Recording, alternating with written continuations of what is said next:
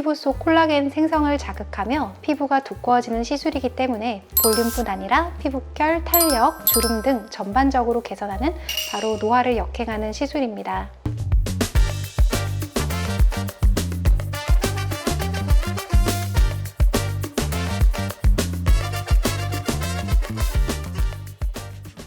안녕하세요. 피부에 대한 정확한 정보를 전달해드리는 영종 센트럴 피부과 전문의 최민정 원장입니다. 나이가 들면 피부가 점점 얇아지고 늘어지죠. 조금만 웃어도 잔잔한 주름이 쫙 지고 모공이 늘어지는 것이 느껴집니다. 이것이 바로 우리 피부 속 콜라겐이 줄어들면서 생기는 노화 신호랍니다. 이럴 때 바로 도움을 줄 수 있는 것이 콜라겐 부스터 시술입니다. 콜라겐 부스터가 좋다는데 도대체 뭐예요? 오늘은 이런 궁금증을 한번 정리해드리겠습니다.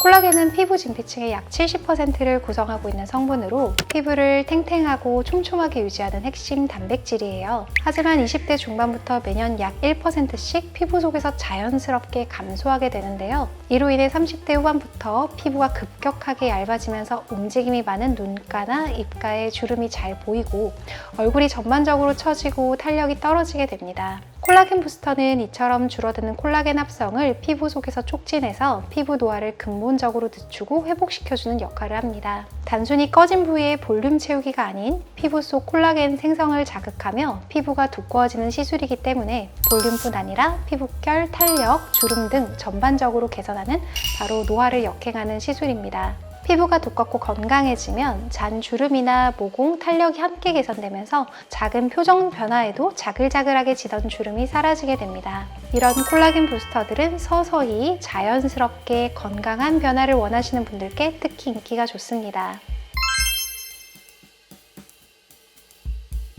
필러는 피부층보다는 피부 아래 지방층, 근막 위에 주입을 하여 사라진 볼륨을 즉각적으로 채워 올리는 것이 목표랍니다. 팔자주름, 눈밑 꺼짐 같이 볼륨 고갈이 심한 부위에 넣으면 즉각적으로 볼륨이 올라오죠. 마치 지방 이식, 실리콘 보형물을 넣어주듯 진짜 뭐를 넣어서 피부를 밀어 올려서 꺼짐을 채우는 방법이에요. 하지만 꺼진 부위를 감싸고 있는 피부가 두꺼워지거나 탄력이 생기는 건 아닙니다.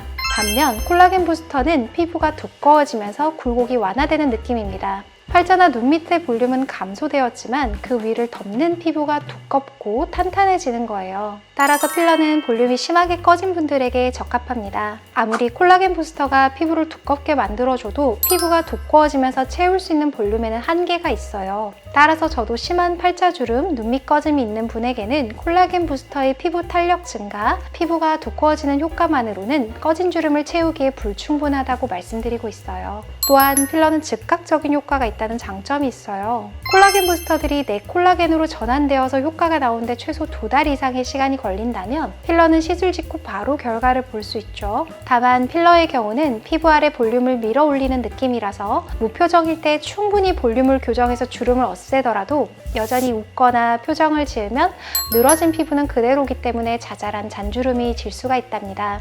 이에 반면 콜라겐 부스터는 피부가 두꺼워지고 탄탄해졌기 때문에 웃을 때 와자작 피부가 구김이 가는 것이 줄어드는 효과가 있습니다.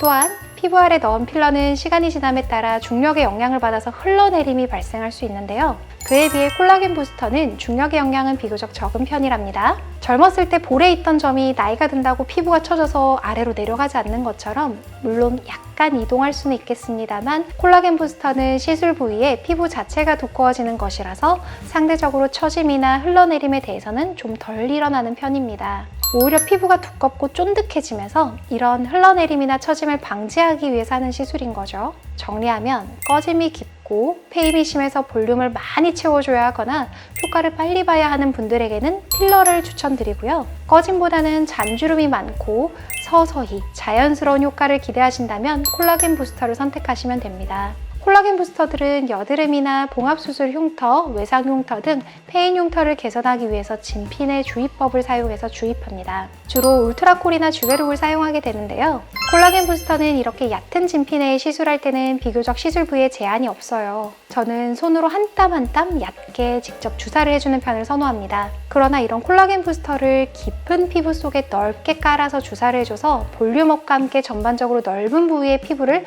두껍고 탄력을 올리려는 목적으로 시술할 때는 가급적이면 눈꼬리보다 아래쪽 즉 피하 지방이 어느 정도 있는 부위에서 시술하는 것이 좋습니다. 너무 피부가 얇고 피부와 뼈 사이 공간이 없는 부위에 시술하게 되면 콜라겐 부스터들이 뭉쳐서 생기는 결절이 잘 발생될 수 있기 때문입니다. 이에 비해서 필러는 시술이 불가능한 부위에 제약 같은 것은 거의 없다고 보시면 됩니다. 필러 입자 자체가 고체 가루가 아닌 흐르는 유동성이 있는 젤리 같은 입자이다 보니 아주 피부가 얇은 눈가나 콧대, 이마, 하다못해 쇄골이라든지 엉덩이까지 부위를 가리지 않고 볼륨이 필요한 부위는 어디든지 시술할 수가 있어요. 또한 필러의 장점은 언제든지 빠르게 녹일 수 있다는 점입니다. 주입된 콜라겐 부스터들은 고주파나 가온하는 방식을 통해서 빠르게 분해를 유도할 수는 있지만 조직 내에서 넣어준 콜라겐 부스터를 다시 빼낼 수는 사실 없답니다.